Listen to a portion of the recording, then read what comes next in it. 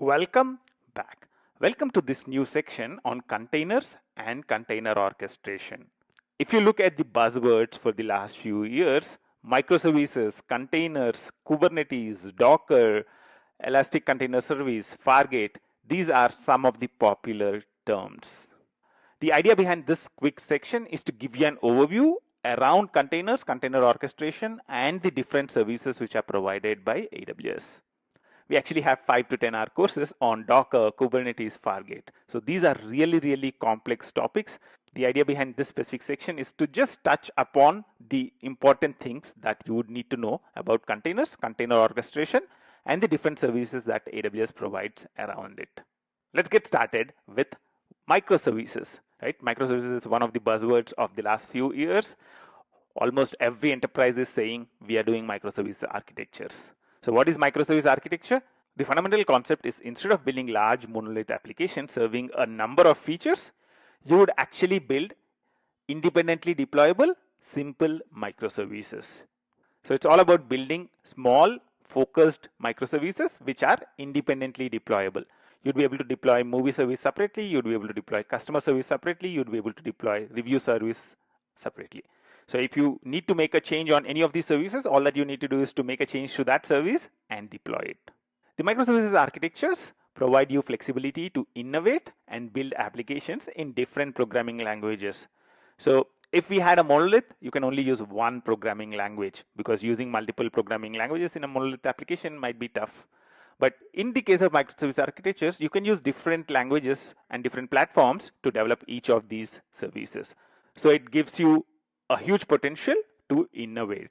So you can build customer service in Go, you can build review service in Java, or you can build your booking service in Python. And as they say, with great flexibility comes great problems. One of the challenges with the microservices architecture is the fact that deployments can become complex. Now, if you have a Java application, the way you deploy it might be different from the way you deploy a Python application.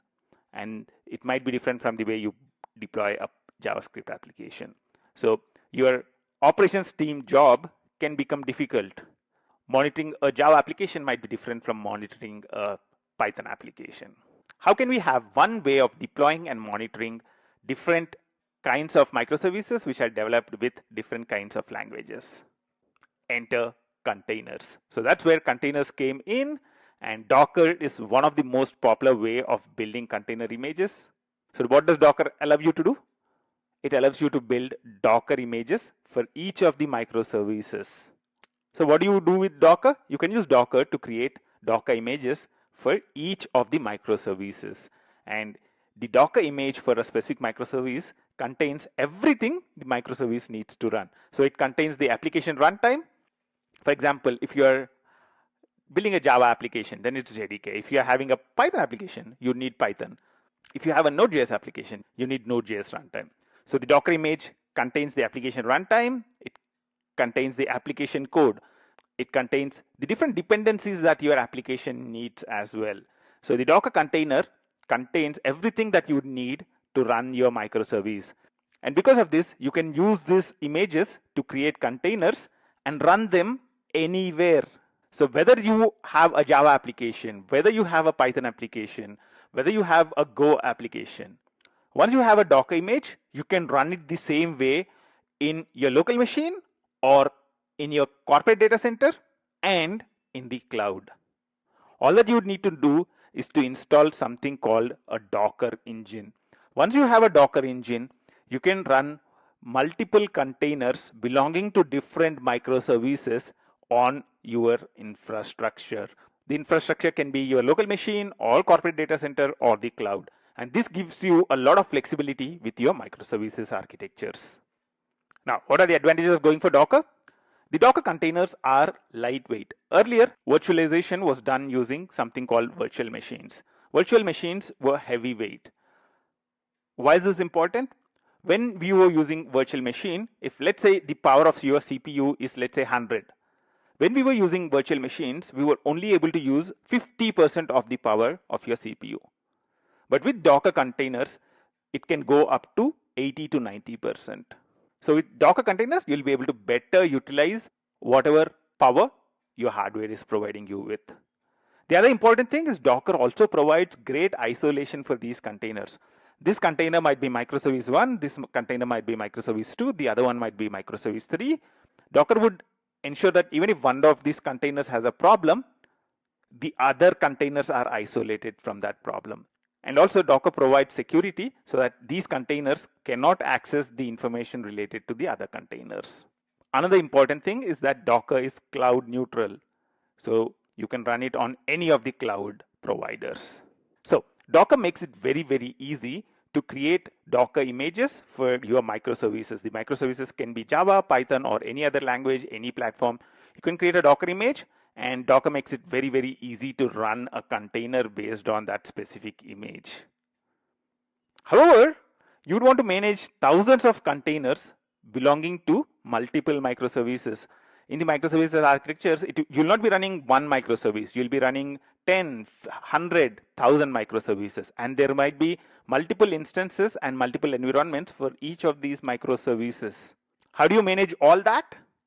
That's where a new term called container orchestration became popular. In this step, we talked about microservices. Microservices is all about building small, independently deployable services. And we saw that it gave you a lot of potential to innovate. In microservices architectures, you needed a way to simplify your deployments.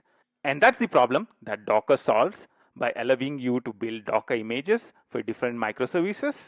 And once you have a Docker image, you can run it the same way, irrespective of what it contains. In addition to that, Docker gives you great performance, it gives you isolation, and you can run Docker containers anywhere. And now, because Docker is so easy, you have hundreds of microservices which are using Docker. How do you manage all of them? That's where we get into the world of container orchestration. I'll see you in the next step where we will be discussing more about container orchestration. Welcome back. In this step, let's talk about container orchestration. What is container orchestration and how do container orchestrators work? The typical requirement of a container orchestrator is very simple. I would want 10 instances of microservice container, 15 instances of microservice B container, and a lot of other microservices running all the time. I would want them to automatically adjust to the load which is coming in. So this is the typical requirement which a container orchestrator tries to solve. So you have a lot of microservices for which you have container images. So you have the images for them and you have the configuration saying, okay, I would want to auto scale them. I would want 10 instances of it, or I'll want 15 instances.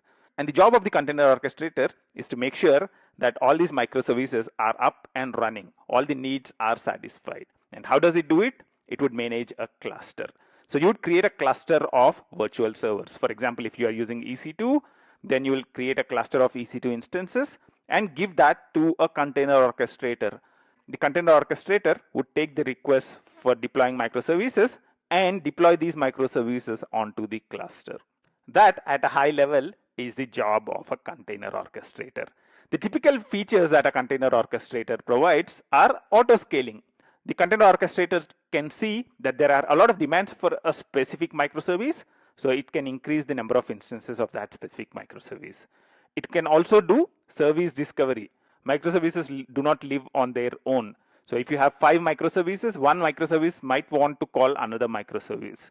So container orchestrator also provides a feature called service discovery, which would help one microservice locate where a specific microservice is. Container orchestrators also provide load balancing automatically. So if I have 5 instances of a microservice, then the container orchestrator would be able to load balance between them. One of the most important jobs of a container orchestrator is self-healing. What is self-healing? If I tell a container orchestrator that I need 5 instances of a microservice running, let's say the health checks to one of those instances start failing. What the container orchestrator does is it does self-healing. So it would replace that with a healthy instance. And also, container orchestrators support zero downtime deployments. So you can deploy new versions of microservices without any effect for the end user. As you can see, the container orchestrators are really, really powerful. And as you would expect, they are also very complex to learn and understand. What are the different container orchestration options? the different container orchestrator options are, let's first look at the cloud neutral option. The most popular cloud neutral option for container orchestration is Kubernetes. And the AWS service for Kubernetes is called AWS Elastic Kubernetes Service. So Kubernetes performs the role of a container orchestrator. So you can tell Kubernetes, I would want these many instances of a specific container image running all the time, and the Kubernetes would manage the cluster and make sure that that many instances are always up and running. And in AWS, we can use Elastic Kubernetes Service to set up Kubernetes clusters and also manage your Kubernetes cluster. One important thing for you to remember is that Elastic Kubernetes Service does not have a free tier. So if you are playing with the Elastic Kubernetes Service, then you have to pay for it. The other container orchestration options are AWS specific options.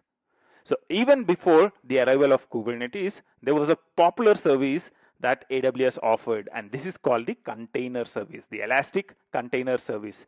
So ECS actually became very, very popular even before Kubernetes became popular. Right now, I would say Kubernetes is a little bit more popular than the Elastic Container Service. But a lot of customers still use the Elastic Container Service for doing container orchestration. The other option that AWS provides is something called AWS Fargate. AWS Fargate is nothing but a serverless version of AWS ECS. So with AWS Fargate, you don't need to worry about managing the cluster or the virtual servers in the cluster. You don't need to worry about the EC2 instances. All that you need to do is to tell, I would want these many microservices up and running. Fargate would manage the cluster for you. So it would increase the number of EC2 instances, decrease the number of EC2 instances based on your requirements. However, if you are using AWS Elastic Container Service, then you would need to manage the cluster manually. So if you want more microservices to be deployed, you need to manually go and increase the number of EC2 instances. Now, another important thing to note is that AWS Fargate also does not have a free tier. So if you are playing with AWS Fargate, then be ready to pay for it. In this step, we got a high-level overview of container orchestration and the different container orchestrators. The job of a container orchestrator tool is to manage the deployments of multiple instances of multiple microservices. Container orchestrators typically provide a wide range of features, including autoscaling, service discovery, load balancing, self-healing, and zero downtime deployments. And we talked about the container orchestrator options. The cloud neutral options are Kubernetes, where AWS provides a service called Elastic Kubernetes Service. And we have a couple of AWS specific services, AWS Elastic Container Service, which is ECS, and AWS Fargate, which is a serverless version of AWS ECS. I'll see you in the next step. Welcome back. In this step, let's look at Elastic Container Service. Earlier, we talked about the fact that Elastic Container Service is a AWS specific container orchestration service. When you are using Elastic Container Service, you need to create a cluster of EC2 instances, and you can use ECS to manage the cluster and the deployments to the cluster. What do you want to deploy to the cluster? You'd want to deploy your microservices or any kind of applications. And these microservices or applications which you can deploy to ECS should be container images, should be built using a container tool like Docker. You can take the Docker images of your microservices and you can configure to run them on Elastic Container Service. Elastic Container Service is a fully managed service for container orchestration that's provided by AWS. It also offers a serverless option. The serverless option is AWS Fargate. When you're using AWS Fargate, you don't need to worry about the EC2 instances in the cluster. Based on your needs, AWS Fargate would take care of scaling up and scaling down the cluster. One important thing for you to remember is that AWS Fargate does not have a free tier. Now, what are the use cases for using Elastic Container Service and Fargate? The use cases are microservices architectures, where you create containers for your microservices and orchestrate them using ECS or Fargate. You can also do batch processing using ECS. You can run batch workloads on ECS using something called AWS Batch.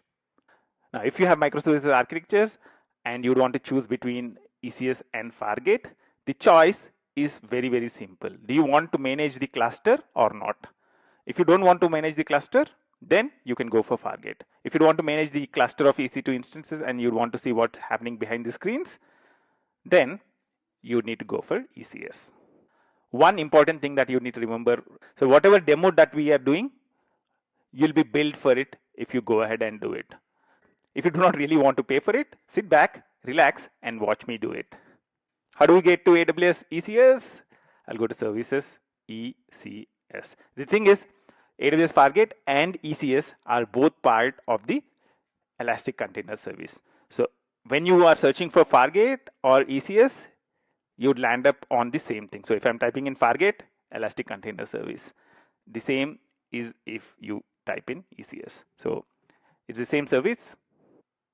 The only difference is in how it works. So as you can see in here, Elastic Container Service makes it easy to deploy, manage, and scale Docker containers running applications, services, and batch processes. Amazon ECS places containers across your cluster based on your resource needs. ECS integrates very well with AWS features like elastic load balancing, security groups. You can create hard disks. These are EBS volumes are storage volumes.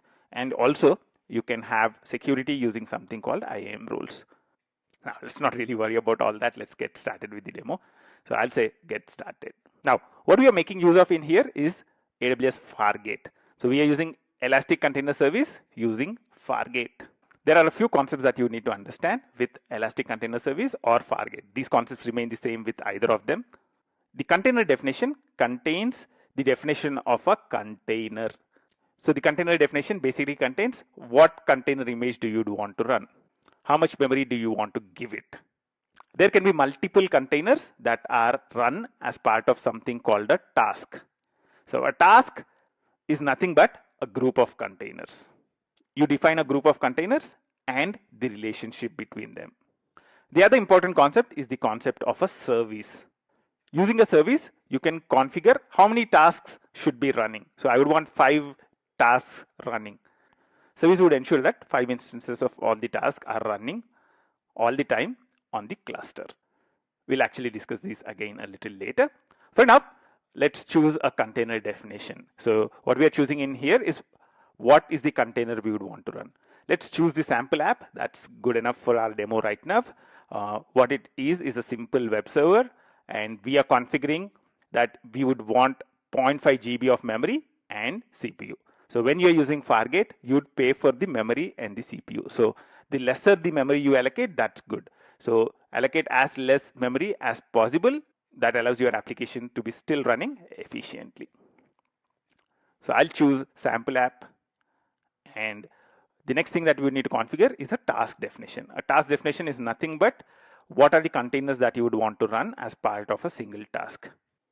As it says in here, the task definition is a blueprint for your application. It describes one or more containers through a wide variety of attributes. You can also configure memory and CPU at the level of a task. Now, let's go ahead and say next. The next thing we would need to define is the service. So the service, as I said earlier, is a definition of how many tasks I would want and how I would want to load balance between them. So over here, you can see that the number of desired tasks is 1, and we are saying automatically create a new security group, and we are saying load balancer type as none. What I'll do is I'll say edit. I'll say I would want 2 tasks. So you can increase the number of tasks that you would want to run with a service. So I'm saying I would want 2 tasks, and I'll say I would want to use an application load balancer to load balance between them. And I'll say next. And over here, I can configure the cluster name. So I'll say my Fargate cluster. One of the things that you need to observe is we are using Fargate. So we are not really worried about specifying how many EC2 instances should be in your cluster.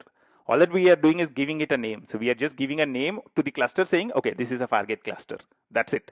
We're not specifying it should have 3 EC2 instances or 10 EC2 instances, or we are not specifying that EC2 instance should be run with this specific operating system, or we are not worried about what software is on the EC2 instance as well. So it's in that way a serverless option. So we are not worried about what the cluster contains. We are just saying create a cluster for us. I don't care what's on the cluster. Let's click next. And let's quickly review all the stuff which is in here. We have created a container definition, a task definition, a service, and a cluster. The task definition defines the task, which is a set of containers, what container image and all that stuff. And we have a service. We are saying two. So we are saying two instances of a specific task. And we have a cluster. And let's go ahead and say create. One important thing is don't go away from this specific screen. So until you see 10 of 10 complete in here, do not move away from the screen. There is a bug in AWS code where if you move from this screen, the Fargate cluster will not be created properly. So leave this screen running as it is. It would take a little while for the entire thing to complete execution. So it should take about, I would say 5 to 10 minutes for the entire cluster to be properly created. I'll recommend you to take a break and I'll see you on the other side. Welcome back. As you can see, all the resources were created, so everything is successful. That's awesome. And I can see the view service button in here. So let's go ahead and say view service. And right now, you'd be able to see all the details about the service that we have created in here. So we are inside the My Fargate cluster. The way actually you can get to it from outside would be, let's say I would want to go for ECS. That's the service that we are using right now. We are using Fargate, which is a serverless version of it. And we have created a cluster. So that's the My Fargate cluster. And inside the My Fargate cluster is where we are right now. Over here, I can see the service details. You can see that we have one service and we have configured desired number of instances for that service to be 2. So right now, 2 tasks for that specific service are running. And where can I see the tasks? The place where I can see the tasks is by going to the task. So right now, you can see that I have 2 tasks related to that service running. What we'll do is we'll play with it a little, and what I'll do is I'll go here and I'll go ahead and stop this task. So what I'm saying is I'm going to stop a task which is already running. Let's see what would happen. So let's refresh this for a little while. So let's wait for a few minutes, I think, before you'd be able to see. A task is nothing but a definition of a container. So what do you want to be able to run as part of your task? A service is the one which actually is the runtime thing. Service ensures that a specific number of tasks are always running. So we configured we would want 2 tasks running all the time. And right now you can see that desired is 2, however running is just 1. So what does the service do? Service will say, hey, I want 2 tasks to be running. However, there's just 1 running. So what does it service do? It would try and launch 1 more task up. And now you can see that there is another task being launched up. It's in status of pending. And you'd see that within a little while, this also is in a status of running. Now I'll go back to the services and I'll actually go ahead and click on the service name. And you can see the definition that we have in here. We said this is the cluster where this service belongs to. This is the desired count. And you can see all the details. So you can see that this service is associated with a load balancer target group. We'll look at the target group details a little later. You can also see the tasks which are associated with that specific service. And another interesting thing which you can see is the events around that specific service. You can see that it started off with 2 tasks and it's reached a steady state. And after that, we actually killed a task. And what the service does is it would start another new task. And again, it reached a steady state. So it reached the desired state, which is to have 2 instances running. And you can also configure auto scaling for the service if you would want. And you can also look at the metrics related to this particular service. So you can see the CPU utilization, memory utilization, all that stuff. This is coming from CloudWatch as usual.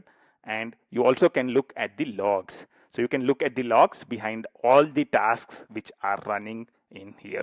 So it's quite a simple thing to make use of. Now, if I go back to the cluster and look at the tasks and pick up one of these tasks to look at the details for it. So I can go and look at the details of this specific task. You can see that this task is associated with a specific task definition, specific version of a task definition. Just like launch templates, you cannot edit task definitions. So what you need to do is to create a new version of the task definition. So if you create a new version of this task definition, you'll get a version of 2.